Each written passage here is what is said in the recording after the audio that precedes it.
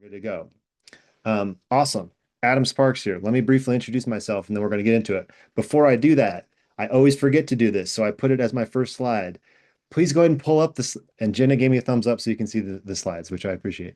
Um, please go ahead and pull up the slides. And it's not because you have to have the slides pulled up. It's just because I am going to reference links and stuff throughout. And I think it'll just be good to have this slide deck pulled up so that you can reference them after the fact. So you certainly don't have to have the slides for this to make sense, but I think it'll be better. And then the other thing I'll say while you're doing that is this is going to be a super interactive session.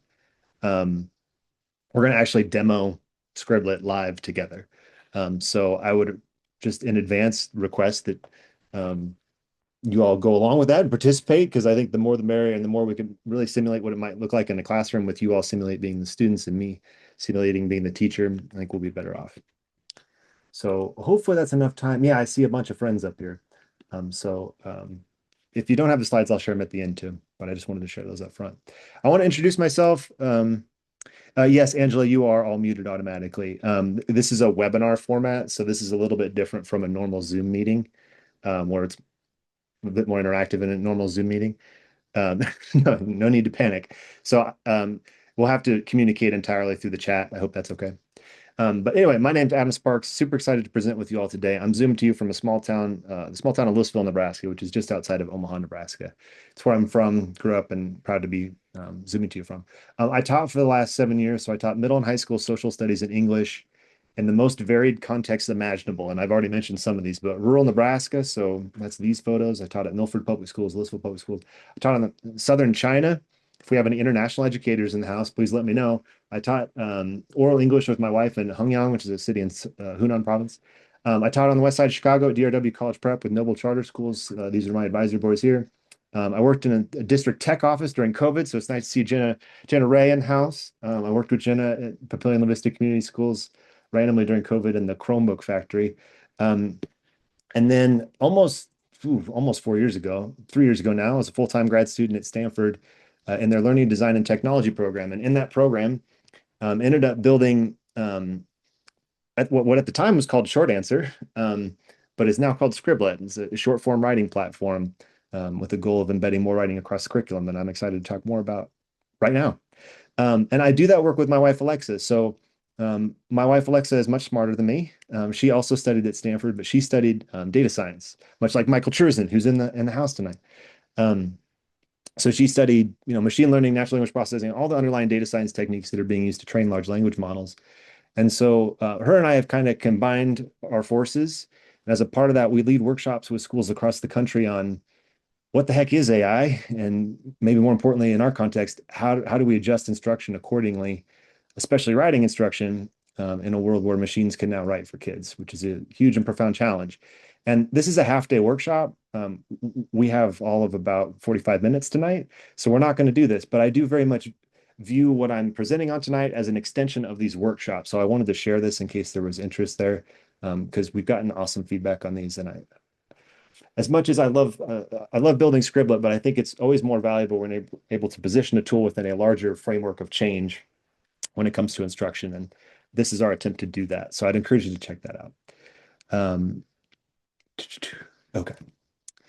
The goals for tonight, though. Goals for tonight. We're not going to do a 4-hour workshop. Okay. We're going to do what is essentially going to be an hour-long demo, with the one goal being that you feel confident using Scriblit by the end of it. And in order to do that, basically the whole webinar tonight is going to be me simulating being a teacher. You all are going to simulate being students, and I'm going to run the activity like we would in a classroom, so you can get a sense of what this would look and feel like in your classroom. Within that, we have some sub bullet points though. So I want to explain why we changed our name publicly and kind of talk through that, at least briefly. But then we'll demo our social writing activities and then our new skill builders features, which I'm super excited to share. Um, and then, okay, I'm monitoring the chat and people are saying, can you put the slides in the chat? Yes, I can. Let me do that real quick. All right, slides are in the chat. I probably should have just done that before, huh? Okay. No problem. It's good to see Nick Reynolds here. Yes, no problem. Um, okay, so here's the structure then for tonight. Just briefly at a 10,000 foot level, what is Scriblit? Why the new name? Not going to spend too much time there, but I at least want to explain it. Um, Angela, if you want to put your question in the chat, feel free. But otherwise, I'm going to try to keep people um, off the uh, keep off pulling people up on the stage just because I'm flying solo tonight, and as you can tell, I'm like struggling to manage all the flying moving pieces here. But anyway, 5 minutes on why the new name, and then the bulk of the time will be on again. How does it work? And then we'll do the getting started piece, which is if you signed up for this, you may have seen this, but as a thank you for registering for this webinar, you will get Scriblit Premium access. I'll talk more about how that's going to work at the end, but basically, if you've registered for this webinar, whether you're here live or not, you are going to get Scriblit Premium as a thank you for attending.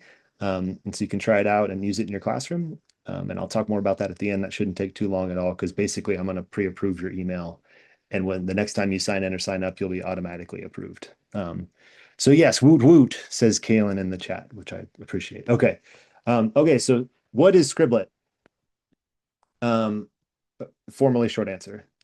At a 10,000 foot level, we are a short form writing platform with the goal of embedding more writing across the curriculum by combining daily formative assessment of content with explicit writing instruction. Okay, so you can use Scriblit, formally short answer, to assess just about anything that you would be teaching in your classroom, whether that be how to write or whether that be why the American Revolution broke out or the difference between mitosis and meiosis or how cell division works or name your favorite content. Like you can teach it with Scriblit. We're combining that daily formative assessment of content with targeted explicit writing instruction, with the goal being embedding more writing across the curriculum to create more coherence in writing instruction, kind of writ large. So at a 10,000 foot level, that would be my little paragraph on like what it is that we do. Um, and I stepped all over this slide, so I've already explained this.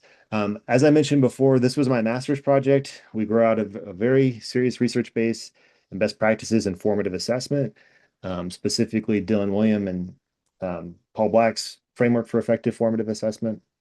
And in fact, with the rollout of a few of the features that we'll demo tonight, we're actually in the process of updating our theory of change, which I'm excited to roll out here soon. I'm not going to deep dive the research like I sometimes do. I want to keep this webinar more practical, but if you want to learn more about the research, please ask in the chat, and I'm happy to talk more about it if it would be helpful. But all of this is being done at a 10,000 foot level in a lot of ways to help you respond to some of the challenges that have been created in writing instruction as a result of AI. The first one I've already mentioned. I think we need to embed more writing across the curriculum in 2026. I think, and research supports this, that writing across the curriculum has long been an effective way to improve learning and literacy outcomes writ large in school districts. I just think it's more relevant now more than ever because this is the example I always give. When the first button I see when I sign into an email in 2026 is like, hey, Adam, do you want me to write this email for you? That little, hey, do you want me to write for you button is being embedded everywhere. And I think kids are going to use it. And I think the more that they use it, the less they're going to get, less practice they're going to get with writing. And I worry about what that means for literacy kind of writ large. And so I think in order to make up for those reps, those practice reps, we need to embed more writing across the curriculum. I don't think writing instruction can just fall on the English teacher's shoulders anymore. In the same way that reading instruction doesn't just fall on the English teacher's shoulders. It's something that we do across the curriculum. I think we should also be doing writing across curriculum. So that's a big part of our goal. And 10,000 foot level why. I think more writing needs to take place in class where AI can be monitored. I'm going to talk through some features tonight. I hesitate to use the expression lockdown browser because of what that denotes, but like I do think more writing does need to take place in class where AI's influence can be monitored. And for it to take place in class, I think it needs to be short form in a lot of ways. And we do have some lockdown features to help with that. I also think maybe most importantly out of all of this, we need to think about motivation and creating experiences that kids want to write. Because I think the most profound challenge in all this is like learning how to write is incredibly cognitively complex and challenging, and it's frustrating for kids because you have to fail repeatedly oftentimes. And now we live in a world where you can press a button and it'll write you an essay in 10 seconds. And it sounds, at least, for a student, it sounds great, what it produces. So how do you motivate a kid to want to practice writing in that world? I certainly don't think we're going to have the silver bullet solution for that, but I do think the way that we've gone about structuring Scriblit, it creates experiences where it's tapping into authentic audiences where kids are writing and sharing that writing with their classmates and seeing how their classmates react to it, which I think is inherently engaging. And we've heard that from hundreds, if not thousands, of the teachers that have used our tool over the last 3 years. So excited about that. And it's partly why we do what we do. And then that's all grounded in learning science that I'm happy to talk more about. So that's, again, very high level what we do. So why the new name? Why are we no longer short answer? A few reasons. First and most importantly, and I hope this is obvious, but we wanted a name that better reflected our focus on writing and literacy.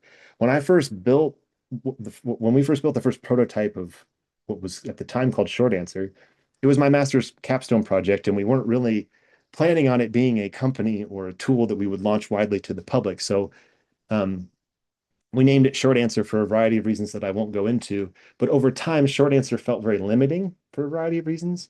And it didn't accurately reflect what our product had become, which is more focused on all the things that I just got done talking about. So we wanted something focused on writing and literacy, but we also just wanted something that was more joyful, something that made people smile when they heard it. And if you read the announcement when we launched it, that was a true story. Like that was, we decided this was our name when we shared it with a room full of teachers in Abilene, Texas, and they all smiled when we said it. Um, and we wanted something that was simple. Um, so short answer, there was confusion over, was it my short answer? Was it short answer? How many syllables do you need in the name of your company? We just wanted something that was quick, fun, simple. And so this is where Scriblit came from. It's a combination of scribble and scribe with literacy and literature.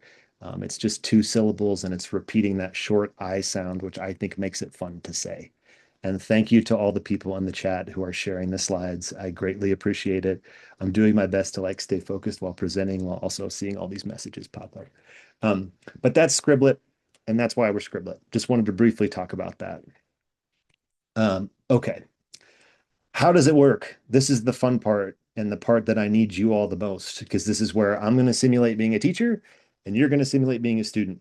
Um, at a high level, what we're doing with Scriblit is combining 2 things. We're combining these open-ended social writing activities, which if you're familiar with our previous version of our tools, Short Answer, that's represented by the blue line here. That's these open-ended, formative assessment-oriented writing activities that you can embed in any content area. But now with Scriblit, what we're doing is that we're combining those with targeted explicit writing instruction, so targeted skill builders, and kind of playing those off of each other to arrive at, ideally, skilled lifelong writers. So in the demo tonight, we're going to start with the blue line, but then we're going to work into the green line. And I kind of want to show you how these things play off of each other. Okay. Okay. So we're starting with the blue line, the social writing activities. Rather than talking about them, let's just do one. So if you all want to go to scriblit.com, and I'm happy to announce that if you just type in Scriblit on Google, it should be the first search result that pops up, because we have pretty good search engine optimization relative to changing our name, 3 weeks ago. Alternatively, I'm going to put this in the chat, and you can also just click here. Alyssa said, does this work on the phone? It won't work as well, I'll be honest with you. It does work. It does work, but if you have a device with a keyboard in front of you, I would strongly recommend the keyboard device, just because it involves writing, and I think writing with the keyboard is easier. But I will also be honest with you that as schools have started to ban cell phones, we have deprioritized the mobile experience of our app. And that's so anyway, you can use a phone, but I would recommend a keyboard. And I just put in the chat where you need to head. If you're doing it the manual way, you just go to scriblit.com. And I know you all are teachers, but please don't click this yet. You're going to click join activity under the students thing, because again, I'm going to simulate being a teacher. You're going to simulate being the students. And then it's going to ask you for a code, and I will share that code here shortly. If you've been to my sessions before, you've probably experienced this question, but this is my go-to demo question for teachers because it's a fun one. And I hope it gives you a sense of how the platform works. So if your classroom were a reality TV show, what would it be called? Explain why. I'm going to launch that. If you're new to the platform, we've got a bunch of different activities I could launch here. If you're new and you've just set up your account, the first place I would start would be with Quick Write. So that's where we're going to start here. I'll come back to some of these settings here in a second. Otherwise, watch. And I tell you what, zoom in if you want input. The code that you need is here. Then I always forget, if you click the link that's currently in the chat, it will also automatically sign you in so that you don't have to input a code. And thank you to Michael for sharing the code.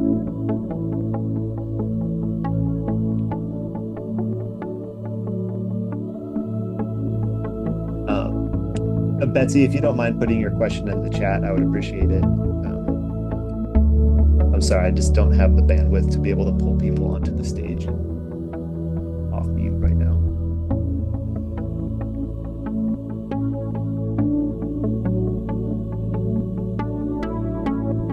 So as you get signed in, and I see I've got, how many folks do we have? We got 40 folks, which is awesome. Go ahead and respond to the prompt.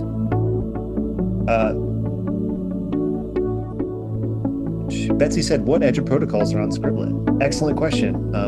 Random emoji power paragraph is built right in. Betsy, if you follow up with me via email, I can share a webinar we did on that. But then there are other ways that you can incorporate edge of protocols as well. But I'm also cognizant that not everyone in this room knows what edge of protocols are. So maybe that's something we can talk about one-on-one. If you all don't know what edge of protocols are, you should go check them out because they're an awesome organization. We've incorporated a lot of what they do into our app. But right now, Betsy, to answer your question, it's just random emoji power paragraph. Okay, I see everyone responding here. So on my teacher screen, it defaults to showing code names. I'm also going to turn off this music here for a second. If I want to turn that off, I can see your actual names here. Okay. It's up to you on, as a teacher, what would make the most sense for your classroom. Sometimes anonymity is really good. Sometimes you might want to know. And it's also showing me just little, ooh, Corey, did you have a question? And if so, let me know. It's also showing me just like how many words have been written thus far for each of your responses. This is really good for, let's say you're 2-3 minutes into an activity like this in class and you see a student that has 2 words down. Good indicator, maybe you want to go have a conversation with that student, might be struggling to get started with writing. It's also giving me little snippets so I can get a sense of what you've written. If I want to get a full view, I can click into it and it will take me right to your response. I can see a large number of you have submitted. Now, I'm not calling anybody out, but JB, I'm totally calling you out. I'm just kidding. So JB submitted a response. Maybe I want to, maybe we're like 2 seconds into this and a student submits a 2-word response and it's like, I'm done, which will sometimes happen. If you zoom in on this, there's this 3-dot menu over here. If I click on that, I can click send response back to student and they'll get a little message that's like, hey, great submission, but we want you to keep working. Please keep writing. And their writing will get pulled up and they can continue to write. So I can see a lot of you have submitted. For those that are still in progress, let's say I click into it. Maybe I don't like what I see or have some questions or whatever. I can click the 3-dot and I can click pause student.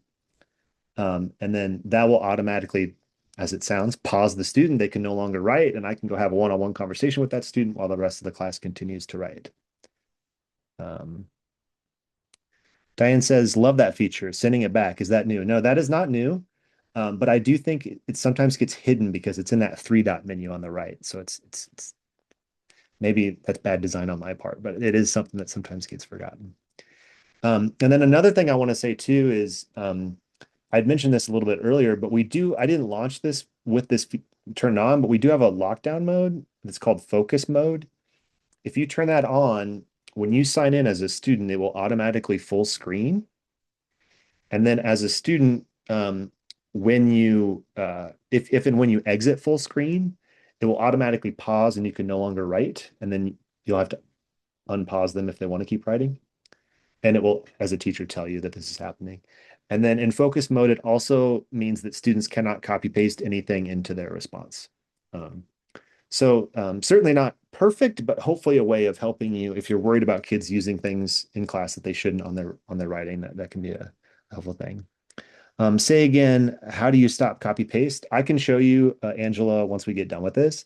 But it's when you launch an activity in the settings, there's this thing called focus mode that you'll toggle on, and I will definitely go back and show that. So that's a good question.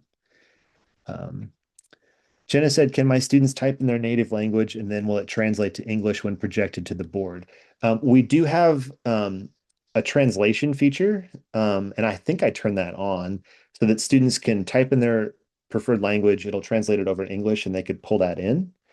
Um, I will also share, I mean, we've worked with a school where if you're translating on the browser level, it'll automatically do that. Um, but it's going to depend on if they have the settings turned on in Chrome or whatever browser you're using. So, Jenna, I'll come back to that. That's a good question. Okay. Most 86% of us have submitted. I just want to show a few other things here from a classroom management perspective, and then we'll move forward. If I wanted to set a timer, I could have, and that timer is a really good option if you're doing this as like a bell ringer or an exit ticket or something where it's like, we've got 5 minutes, we need to be done. So you can set that here. There's also other situations where timing writing is not a good decision. So it's obviously, it depends on what you're working on. But it looks like most of us have submitted. So every activity in Scriblit is different, but they all follow the same structure. It's 3 steps: writing, feedback, and reflection. We just did writing, and writing looks the same in every activity. Part 2 is going to look different depending on what activity you've chosen. Feedback is either going to be AI feedback, peer feedback, or both AI and peer feedback, depending on what activity you've chosen. This is called quick write, so it's only AI feedback because part of our goal here is to be a little faster in terms of how much time this is taking in class. So there's 45 of you, so this might take a little longer than it normally does in a classroom setting, but I'm going to click begin feedback and reflection. And I tried to share my sound with you all. Can you all hear the sound from the app? There should be some dramatic music playing right now. I like these emoji reactions. Thumbs are floating. And I appreciate everyone saying yes in the chat. Okay, so the AI feedback is ready. So when I click sounds good as a teacher, pause the music. So on your student screen now, you're going to see your response off to the left. And then off to the right, you're going to see a couple of cards. And I'm realizing now that I never explained in advance what our success criteria was. So that's my fault. I'm a bad teacher. Do as I say and not as I do. But our success criteria for this activity were creativity and engaging word choice. So for each one of those, you're going to get a little chunk of feedback. So you click that card and it'll reveal it. You click another card, it'll reveal it. So I want you to read through that feedback. And then once you've done that, I want you to click the blue button in the top right that says continue. So you're just reading and reflecting on that feedback. If you find that there's something in it you disagree with, you don't think it's accurate, you can click the flag button and it will flag that for review so you can have a conversation with your teacher about it. And maybe if somebody wants to just do that for demonstration purposes, that could be cool because then I can show you what that looks like on my end.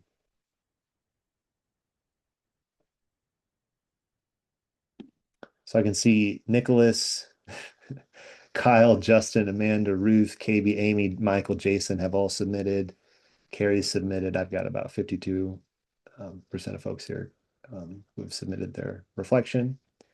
From a learning perspective, just to give you a sense of the design that went into this, one of my criticisms generally of AI feedback on writing is that there's often way, way, way too much of it. You'll go to AI, no matter what platform you're using to get feedback. It's like, here's 10 million different things that you could do. We wanted to try to manage the cognitive load of feedback with the way we've structured this, where it's one chunk at a time. Each chunk is related to a different success criterion. And it's just a couple of sentences on where are you at? How might you improve? And it's this fine line that we're trying to walk with the feedback of wanting to give students a clear recipe for future action so they kind of know what direction they need to go if they're going to revise this based on the feedback. And I'll share more of that in a second. But not such specific feedback that the students don't have to think anymore. Dylan William, who is a formative assessment guru and an advisor of ours, who I love, his thing is like the number one thing with feedback is that it should cause thinking. And I don't think feedback causes thinking if the feedback literally says, hey, good opening sentence, but instead of using it, you should write this sentence. So go ahead and just copy paste this sentence in and it would sound better. There you go. Like if the feedback's too good, it'll improve the performance, but it's not going to improve the learning because the kids aren't going to actually be doing that thinking. So we've tried to walk this line with this feedback of rich enough and meaningful enough to give a recipe for future action, but without giving enough so specific a feedback that it literally just tells the kids what to do. Okay, enough talking about feedback. We've gotten feedback. When I click show results, this activity is a team-based game. So we're trying to hit a score goal together. If we hit the score goal, we're all going to go crazy. And even though I can't see you, I want you to go crazy in the chat and like be excited, or at least pretend to be excited. If we don't hit the score goal, we're all going to be, yeah, do that with the confetti thing. And then if we don't hit the flag, we're all going to be sad. And like, if they let you make a frowny face, I want you to make a frowny face.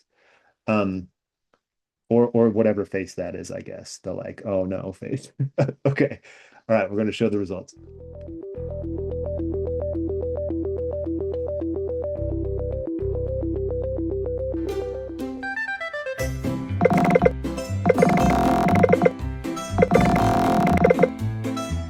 Pretty solid start.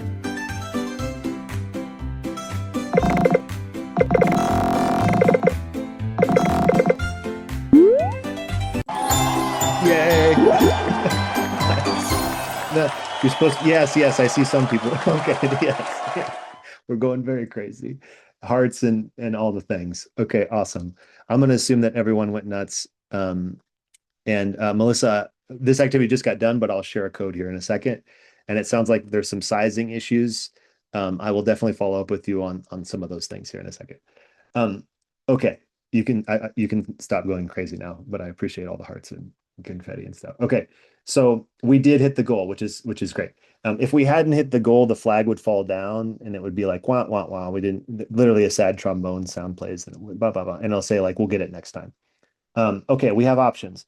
If this is a bell ringer or an exit ticket and I just want to be done, maybe that's it. I'm just going to zoom in up here. I'll show you. I can click end activity and that'll be the end of it.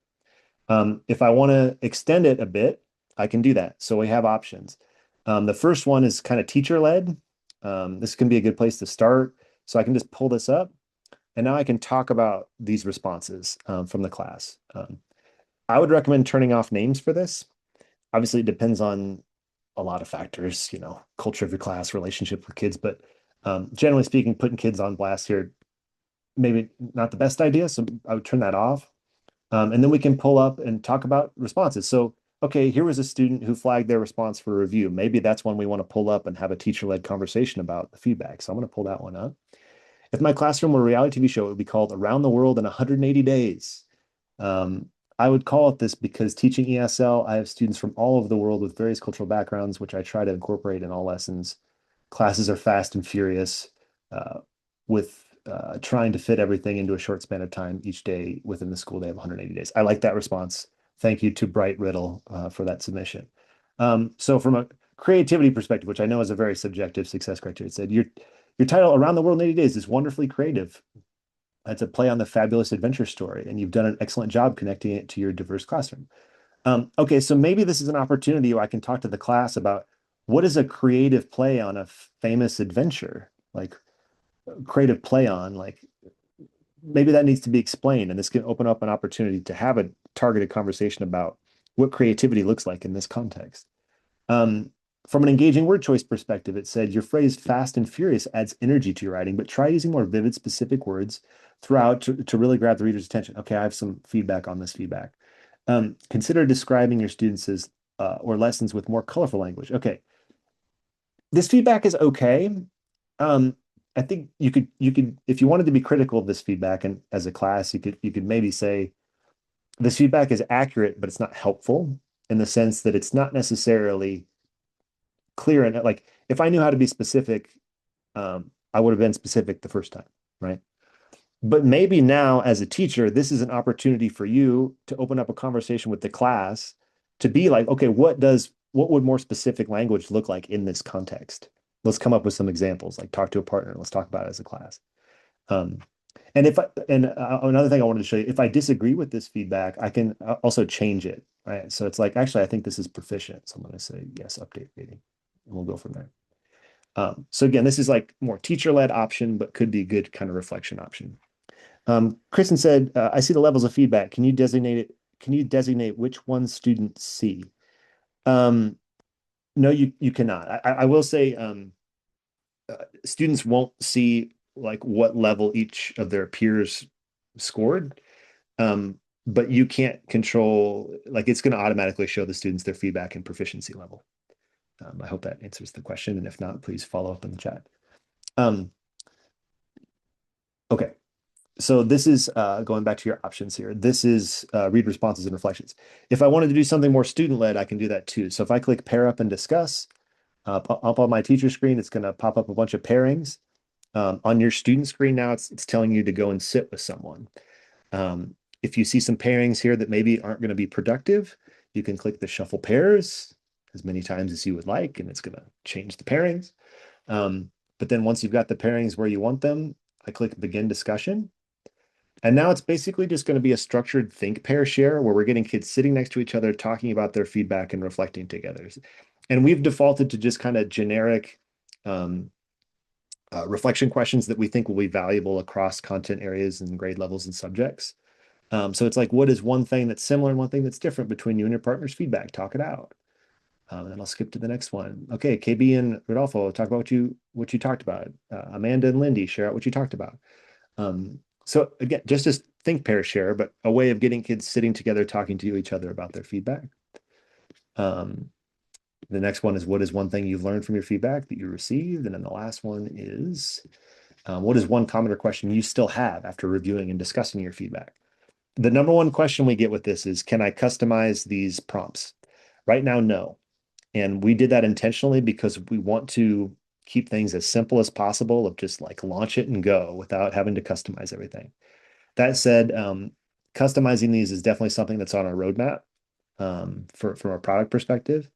In the meantime, a cool little hack that I've seen teachers do in classrooms is like just write their own reflection questions on the board and be like, hey, I want you to ignore Scriblit's questions and just we're going to start with this one and just point to the one on the board. I know that's not ideal, but it could be a good workaround in the meantime if you wanted to customize these. Um, uh, I'm trying to keep up with the chat. Michael says, love that these are also naturally encouraged conversations around what makes something good feedback. Yes. Um, that's a big part of our goal with Scriblit. We have a whole other activity called Pen Pals, and that's like primary to that experience where we're actually encouraging kids to argue with the feedback they receive. I can talk more about that in a second, but I appreciate you saying that, Michael. Um, my students love the word advanced. Can you explain why you moved to proficient? It's just curious, no judgment. Well, thanks for not judging. Um, yeah, um, so it had to do with the way that we were structuring the AI feedback. Um, we have a three-tiered system, again, trying to err on the side of simplicity. And that three-tiered system is right now beginner, intermediate, and what used to be advanced and now proficient. Beginner means that the success criteria is either not present at all or there's so many mistakes that it doesn't qualify as being present or omissions. Intermediate means that the success criteria is partially present, but with omissions or mistakes.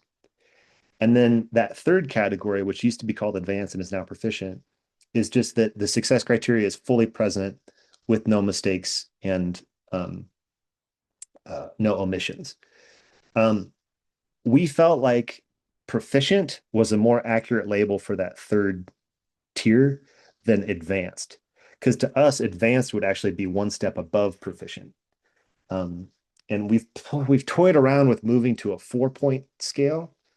There's data scientists in the house that could probably argue with me about this, but we've erred on the side of the simplicity of just a 3-point scale. So I hope that explains the question there. Thank you, Dolph, for the workaround. I like the simple feedback, actually. I feel for my grade level, at least, the actionable feedback is better than just a huge chunk of feedback. Yes. Smaller doable bites of improvement is pretty awesome. Yes.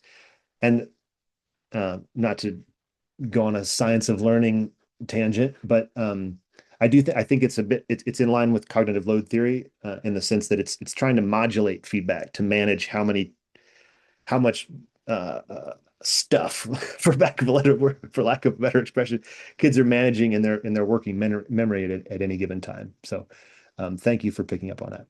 The last option, we're not actually going to do live because we don't have time, but it's our most popular option. If I click revise and resubmit, the kids will get their feedback back. They'll get their response back, and then they can revise it and see if they can improve it. And that can be a really good option if you paired kids up and they discussed it together. Like, okay, now just keep sitting together. Now we're going to revise together and see if we can improve it, or improve your submission. And that's a really awesome option because oftentimes the class is not going to hit the goal up here. But if they don't, it'll leave like a high water mark. That's basically like, hey, last time we got to whatever, 160 points. This round, can we get at least better than that? Which I think is cool for communicating a growth mindset to kids, and just celebrating growth as opposed to maybe whether or not you hit the flag. Um, so those are your options for extending this. I will say this functionality has been so popular in QuickWrite. We're in the process of potentially working some of this functionality into our other activities. So stay tuned on that. But for now, I'm going to click End Activity and close things up. It says, "Hooray! Look, snaps to the people in the webinar," and I appreciate whoever put the heart. We wrote 100, or sorry, 1,335 words. Da, da, da. Sorry, there's a lot going on in the chat. No argument from the data scientist on our scoring system, which I appreciate. How much of a role does mechanics and conventions play in feedback? Debbie, it depends on what you set for the success criterion. If you set a success criterion focused on mechanics and conventions, it's going to play a huge role. Otherwise, if it's focused on explanation of content, like if your question was explain the outbreak of, I don't know, how the stamp act helped lead to the American Revolution, it's going to focus more on the content understanding. So it just depends on your success criterion. Yes, so you get to pick what the feedback is about, and I will show that here in a second. So I'm glad that that's being answered. Can you input the student grade level? Yes. And Kyle said a senior in high school will need much different feedback than an eighth grader, for example. 100%.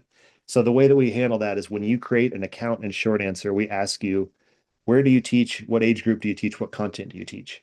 And on the back end, we're using that to frame how AI is providing feedback.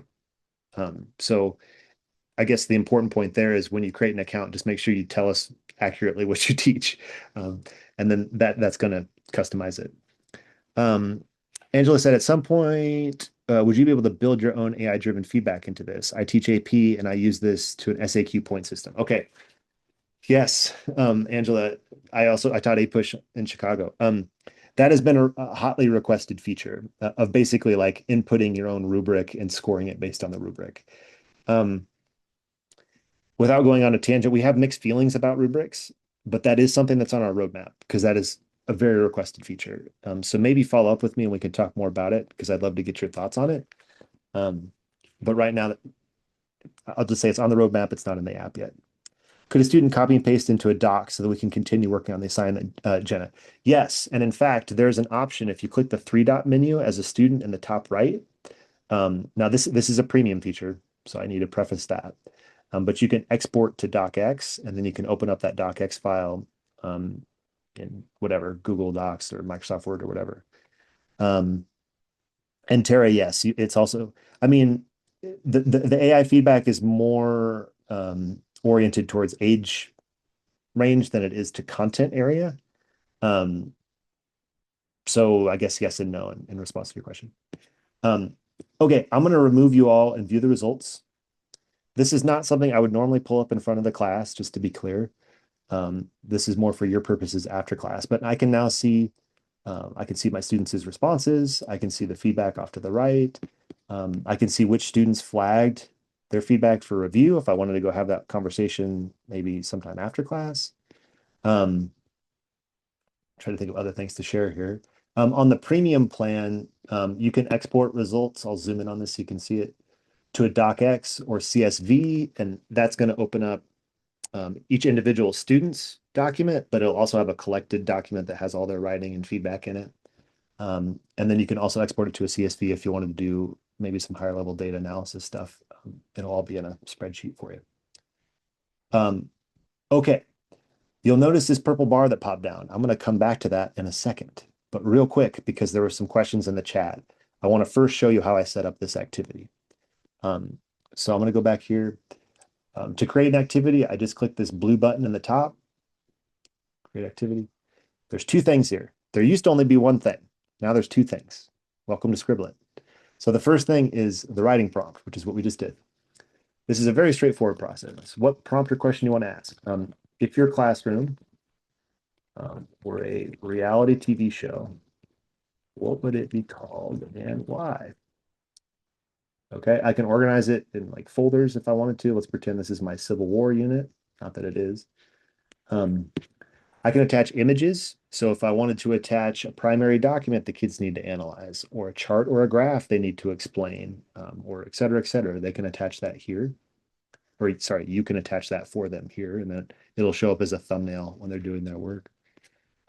You can attach sentence stems and outlines. So we use AI to automatically generate a first pass as some stems and outlines that will be available to students off to the right while they're doing their writing, if you turn these on.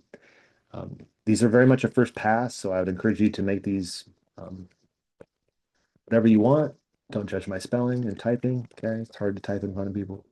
And then these will live off to the side if you turn them on when you launch an activity. So if you've got students who struggle to get started with writing, could be a good option to help differentiate for those kids. And then this is maybe the most important step, and this was what was asked previously in the chat. This is where you set the success criteria. So we have a pre-created bank focused on writing content and writing structure. So I think we used creativity and we used engaging word choice.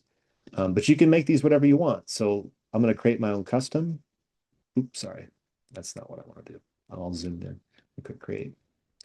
And I can create my own. If you want to equate this to a rubric, think of this success criterion as like the column of the rubric that's all the way to the right, that's describing what ideal performance looks like.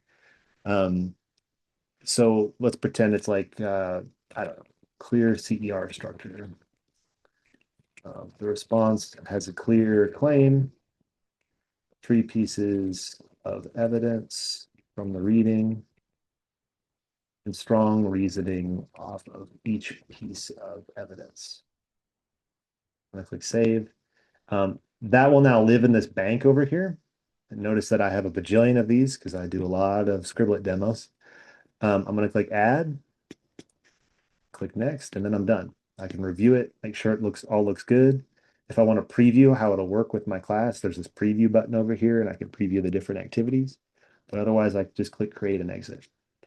So that's the basics of how to set up everything that I just did. Hopefully that takes you, less than a minute. You can launch it and you're good to go.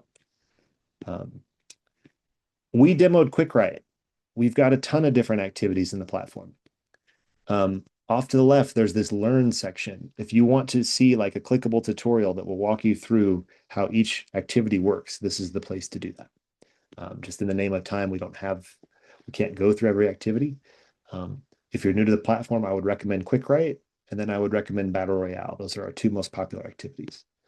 So I'd recommend starting there. Okay. Yes, I love Pen Pals. I wish we had more time to talk about it. It's the greatest. So I appreciate that in the chat. When I used this last year, students were using specific vocab words in the response. When I read the feedback AI gave, it was good at reminding. Okay, glad to hear it. My students love Battle Royale. Also, it's good to have you here, Luke. I didn't know you were here. Yeah, Battle Royale is popular. It depends on the class. It depends on the content. But Battle Royale is it's like March Madness. It's like a knockout tournament, and it's all peer feedback based, and the kids are whittling it down to one example response, and then the whole class reflects on that example response. So really great way to create an authentic audience, getting kids sharing writing with one another, etc. Yes, okay, awesome. Okay, so I want to go back to my slides. So at the beginning, I told you with Scriblit, we're combining two things: social writing activities with targeted skill builders. So far, we've only talked about the blue line, which is those social writing activities. Now we're talking about the new stuff, which is what we're weaving it with, which is the targeted skill builders. So I want to go back to our report. Um, you'll notice in our after activity report, um, this little bar popped down after some analysis. What this little bar is are the skill builders. So it recognized that 4 of our responses had sentence fragments in them. 3 of our responses had some issues with contractions. One response had an issue with capitalizing the pronoun I or the first word in a sentence. Okay.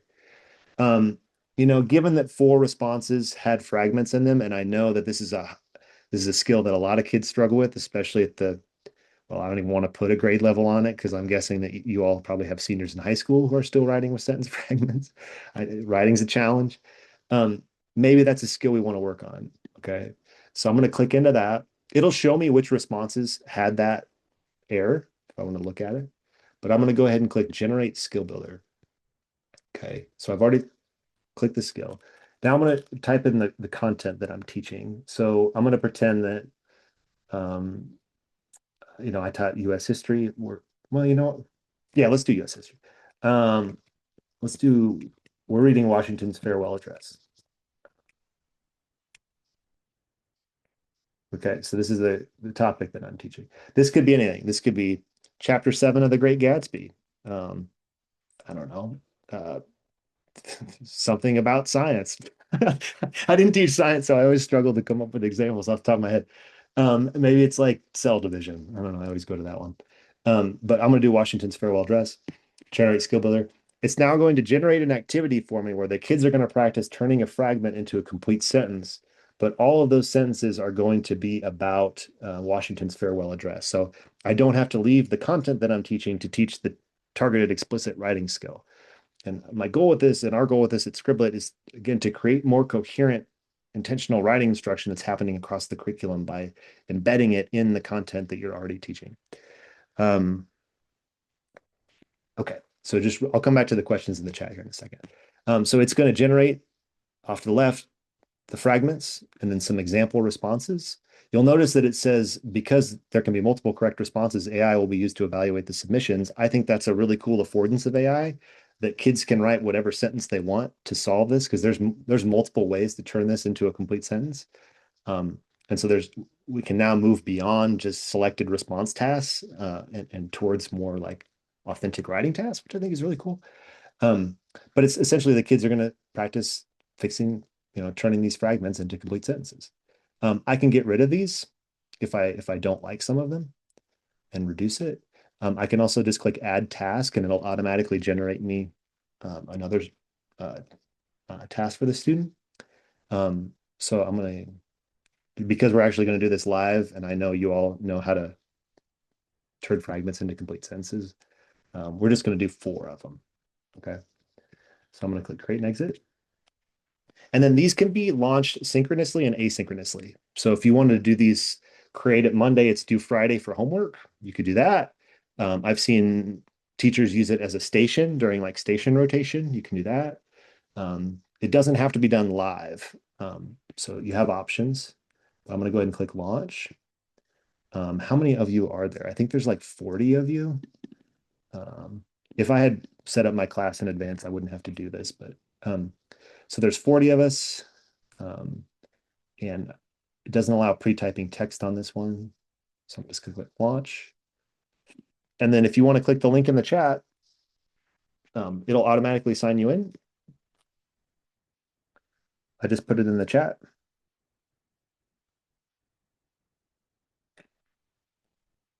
Rodolfo, we have seen this work well in social studies. The social studies teacher that I saw using it, and this is just one teacher, I'm not saying this is necessarily the ideal perfect way to do it, but they would do an open-ended writing activity like the one we just did, and then it would suggest a skill the kids need to work on. They'd create it, they'd assign it by Friday, and then social studies, it was like extra credit. If you did it by Friday, you get extra credit. That could be a good way to build it in. Can we inform the AI that it is an EL section? I expect different levels of ability from right now, no.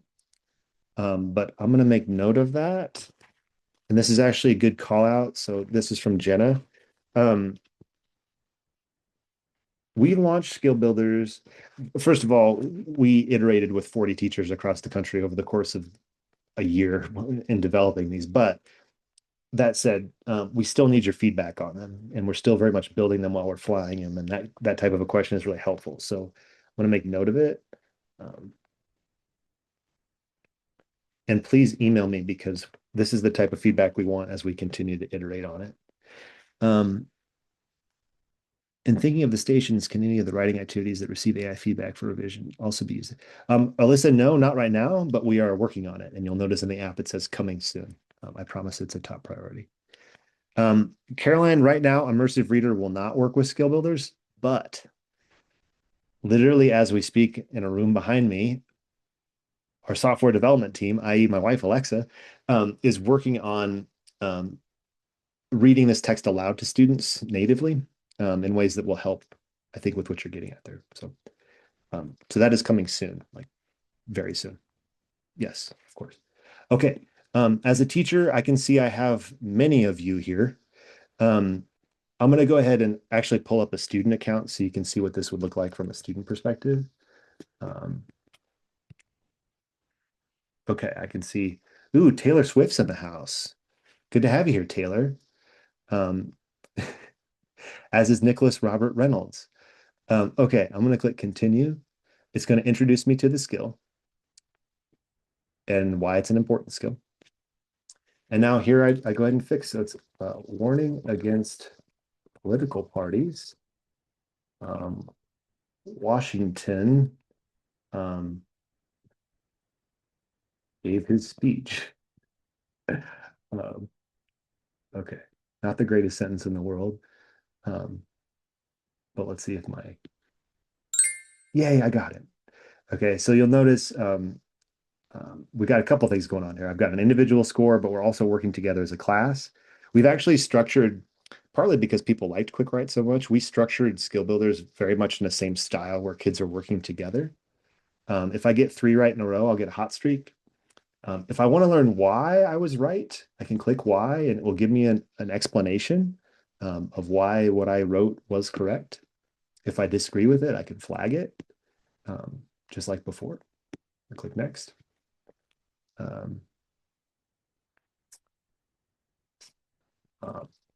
After serving 2 terms as president,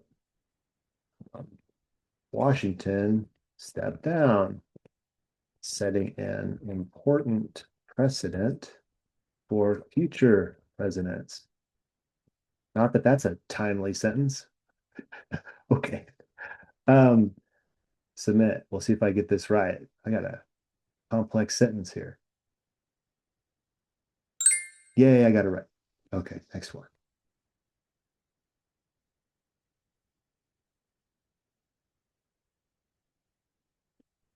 I want to show you what the hot streak looks like. It's fun.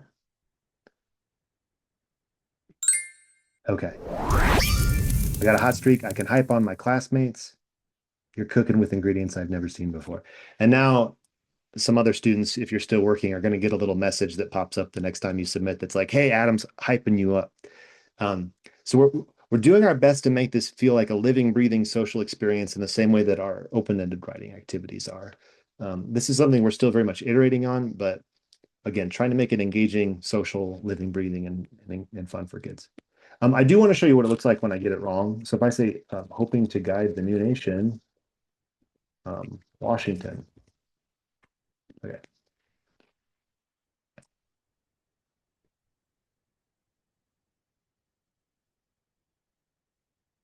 Okay. We'll get it next time. Your sentence still needs a verb to tell us what Washington did while hoping to guide the new nation. So it's going to give me rich feedback depending on each individual unique sentence that I type in. And then if I click Y, it'll give me an in-depth explanation of that. Okay. I'm going to click finish up. And nice job, Adam. You're all done. And then on my teacher screen, I can see we did pretty well with this. You know, mostly proficient. I'm going to go back to the chat. Love your jacket. Yes, thank you. I appreciate it. 56 minutes into the webinar, I'm getting I appreciate it. Just kidding.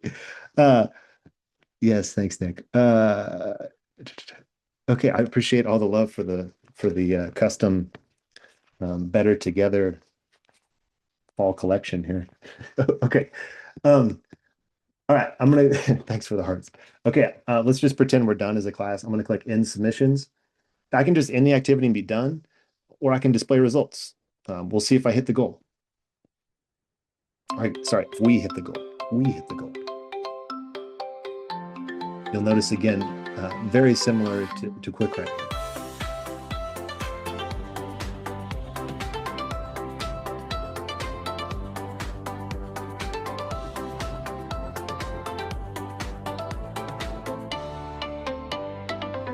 We, I hope your class doesn't have 45 students in it. I promise this animation won't be as long.